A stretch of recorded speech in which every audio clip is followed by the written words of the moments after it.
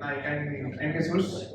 I'm working on the zkEVM on the protocol team, and I will explain a little bit the designing of the LxLy Bridge, like basically what will be or just next step of the system that we already have. Okay. So first of all, what we have currently is a set of smart contracts and approval and all the stuff that you need to run what we have running. That is a zkEVM, so a rollup. And basically what we want to have is like a system of multiple rollups, all of them interconnected with the same bridge. So what we want to do is have a Polygon ecosystem, and every project that wants to be part of this can either use or already existing network, like the zkEVM that we have running on mainnet, or create your own zkEVM, maybe because you need, I don't know, you need less delay, or you need like your application, I don't know, you have an NFT application that you need like super fast response, or you want to have more or less trust assumptions to have more or less latency. So in a lot of cases, you need your own zkEVM, and basically what we want to provide is a tooling in order for you to deploy your zkEVM and also be part of the Polygon ecosystem, which basically what it means will be that you will be using our stack, you will be inherit or verifiers, or security, and as well you will be connected to our bits. So basically your network will be able to bridge assets or messages to other networks of the Polygon without passing through layer 1, so in a very easy process. It's true that it will have some delays, at least at the start, so maybe 10 or 20 minutes before going from one layer 2 to another layer 2, but it will be super cheap in user terms, and you will have your own network, so it's pretty cool.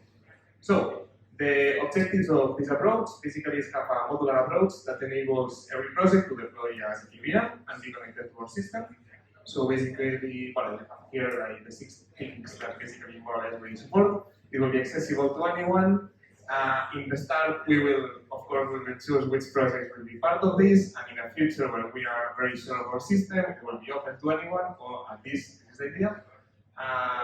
Everyone will use the same bridge, so all the liquidity will be unified. And for instance, like that's why we enable like cross bridging between networks without going through layer 1, because everyone uses the same LxLy bridge. That's why we call it LxLy bridge, because it interconnects multiple networks. We will provide some SDK in order for you to not only deploy your zkEVM, but deploy your verifier, your executor, deploy all the stack that you need to run your what we call supernets or something like that. So basically to run your rollup. And you will be able to deploy, every project, as I say, will be able to deploy their zkEVM. All of them will be communicated by messages or assets. Not only the liquidity, but the messages will be able to pass through one zkEVM to another in a secured way. Always will be zk secured, and all the systems will be upgradable. This is because what we will have is a system where we will be able to create new zkEVMs and also create them, since all the zkEVMs currently needs to be created because Ethereum continues advancing, and for instance, the zkEVM has to implement new opcodes or implement new features, or we have for example, some data compression going on that will make the system cheaper. So it's an evolving system currently. That's why not only we provide the ability to deploy networks, but to create them in order to have our new verifiers and the new features and stuff. So basically, okay. So this is our current LxLy Bridge design. Basically, the way of communicating between networks will be through a route. Basically, each network, as you see here, will have what we call exit tree.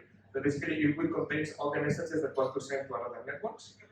And this exit tree will end up being part of what we call the global exit tree route. That basically it contains all the exit trees of all the networks.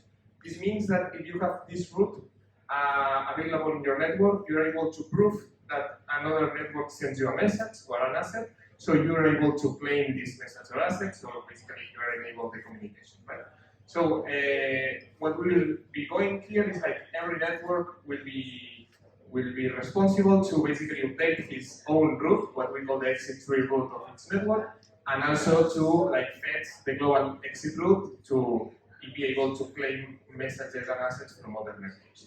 So basically this is what we have currently, but currently we only have two networks. We have mainnet and what we are the zkEVM, right? The rollup one.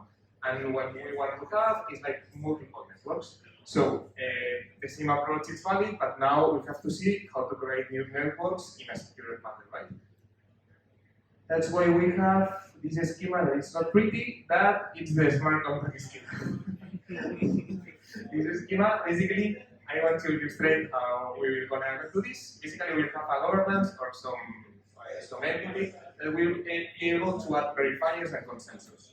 Verifier you can think of a way to verify your zkEVM. So you can have multiple verifiers in the way that maybe you want to have a type 1 rollup. Type 1 will mean that we'll use exactly the same hashes and the same state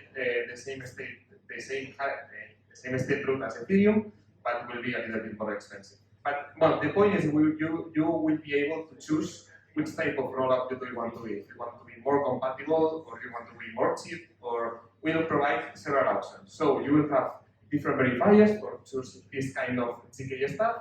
You will have different consensus. The consensus will be, for example, currently we have two, which is the rollup one and the validium one. For example, the validium one makes an assumption that the network, somehow the project have to make available the data availability in some way. And in the zkEVM, you provide all the data availability on the Ethereum. So it's different types of procedure, like different security assumptions, but different benefits as well. So basically, what we want to do is provide all the options to the users, and then the governance and a future of the project will be able to choose let's say the characteristics of the zkEVM and create his own rollup. And basically, the rollup they will be able to add the transactions and create his fee mechanism. Even you can pay your fee token. You can create a token and pay the gas in your token. You can choose a lot of configurations and create your rollup.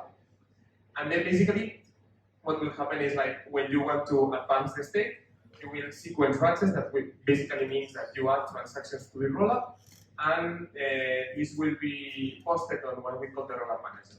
And in the rollup manager, will basically perform two actions. We'll create networks and store all the state of the networks, and it's where the verification of the proofs will happen. This is done this way because in the future we aim to be able to verify multiple networks with just one code to make everything super cheap and everything super fast. But as a first approach, we already did this in the same way. I came back. Okay, so now I will take an overview of what we have currently and then what basically changed with the new system. So currently we have the bridge that basically it is in layer 1, everything, because layer 2 didn't change much. Basically what we changed is a little bit the consensus on layer 1 in order to make available all these new networks. In layer 1 we have this bridge that is able to take basically the exit tree of the layer 1 in the global exit tree root. And then since now we have our Polygon zkEVM, that is basically the contract that manages all the transactions of the zkEVM, that basically performs two actions. Basically, the people can add transactions, that is called sequence batches, and then you can verify transactions, right? Once you verify transactions, basically what is happening is you take the exit tree, that basically this means that you put available in mainnet all the messages that comes from the zkEVM to mainnet, and then you are able to claim these messages. So basically, what it's doing here is you put transactions, you verify transactions, and you make available the bridge messages that happen in that transactions that are verified. So this is more or less the architecture of the bridge, a very overview architecture of the structure. And now, basically, no, I didn't change it. So this one. It says LxLy Bridge manager is the rollup manager, but I forgot to change the smart contract name. So basically, what we have before of the bridge didn't change at all, but what it does change is the interaction between the rollup and the LxLy Bridge manager, because now this middle contract that it's called rollup manager, but I forgot to change the name. Is the one that I explained before, that basically it creates all the consensus, like the Polygon zkEVM. It stores all the transactions, like I said before, and it's the one where you verify everything, basically. Okay. And well, basically this system is currently in development. You can see the code of the smart contracts here. And that's it. I just want to make a quick overview of everything. And if you're interested or you want, we can check a little bit more, the code or whatever you want. Basically, that's it.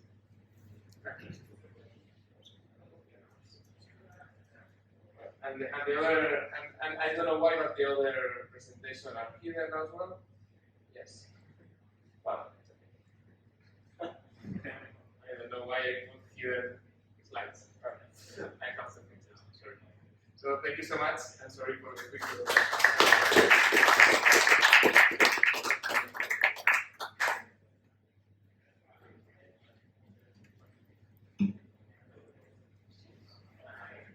Anyone have questions?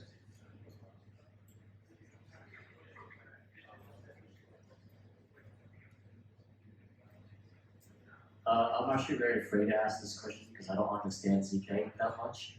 But from what I understand, it's basically you have the Polygon zkEVM, which has post proofs to the mainnet, right? And then you have sort of these alt layers posting proof to the Polygon zk, but also somehow inheriting the security assumption of the mainnet. Is that what it is?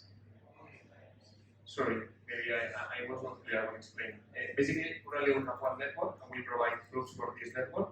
And now, like basically, we will have multiple networks that will use exactly the same verifier and exactly the same stack. Like, where does those verifiers live? It's exactly the same contract, like the same verifier. You can use it to like verify the Polygon zkEVM and I don't know the Arbitrum, no, Uniswap zkEVM. But that contract's on Ethereum or is on Ethereum? Everything is on Ethereum. So all what explains like a factory that creates like let's say a new zkEVM, and all these contracts will use the same bridge and the same verifiers. Two questions. First, you mentioned that this supernet is basically upgradable, right, by governance, and that this governance can set up like its own verifier and customize settings, and that at the same time all the supernets are relying on the same canonical bridge. So all these supernets are relying on the same canonical bridge, like bridge property. And what if the governance of supernet will deploy malicious verifier and try to withdraw liquidity from the bridge? How is it prevented? See, if the governance would like, as I think it, like we have like multiple roles, and the role of having a verifier is basically the same role that we have currently, that is to create the smart contracts. It will go through a time lock. This action will go through a time lock of, I don't know, 14 days probably. So if I don't know, if anyone sees that we are adding a new verifier that is malicious, you have 14 days to leave and to leave the system. And this will only can be performed by the governance, so basically us. So it is very similar. Currently we have a system that we can operate it, and we can change the verifier, and we have to go through a time lock. So the same process we have to take to add a new verifier. But if we end up to have a malicious verifier, the networks can basically get away with all the malicious system. So if I deploy my own supernet, I cannot pick my own verifier. You, like, the governance will put you several options. You will have several verifiers and several consensus. Each verifier will have his own characteristics. maybe one verifier is a type 1 rollup, and maybe another verifier is a maiden one, so it's not exactly a zkEVM but a VM. So we have different options, but you cannot choose whatever you want. You have to choose one of those. Okay, so it's like default settings. So you cannot just develop one of them. Exactly. Sorry. Yeah. Okay, and second question then is like, how do you think about like global interoperability? Because now, to like these supernets will be connected only with Ethereum, right? And how to enable interoperability with like other layer 2s, other like layer 1 ecosystems probably. Like, have you thought about like integrating with interoperability solutions as well?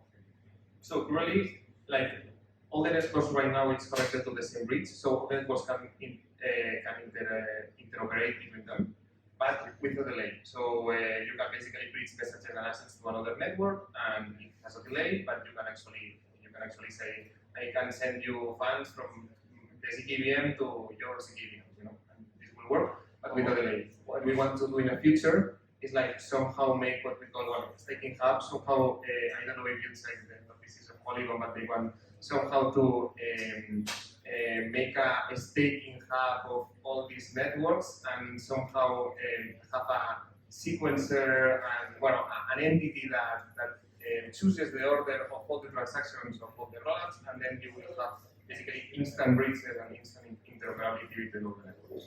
Okay, so you're saying about like interoperability between these supernets, right? That's saying like if I want to bridge just trade liquidity from Arbitrum to zk supernet, how do I do that? Okay, between Arbitrum is not from Polygon ecosystem. If you work from Polygon ecosystem, you can use just the bridge. Everything will be zk secure. We have some delay, but you can do it.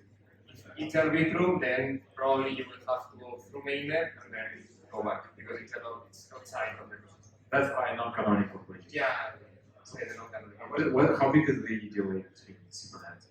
Okay. How big is delay? How big is delay? Like time of delay, sorry. 20 minutes probably. Yes. So it's the time to verify. It's the time to sequence things and verify things. Well, it's less, but I put it in the worst case scenario that's 20 minutes. Happens on Ethereum. Yes, exactly. Like currently we have a verification time of less, but the worst case scenario between your transaction is getting by the sequencer, each sequence and each verifier, it's 20 minutes, so it's okay, cool. Thank you. Good questions.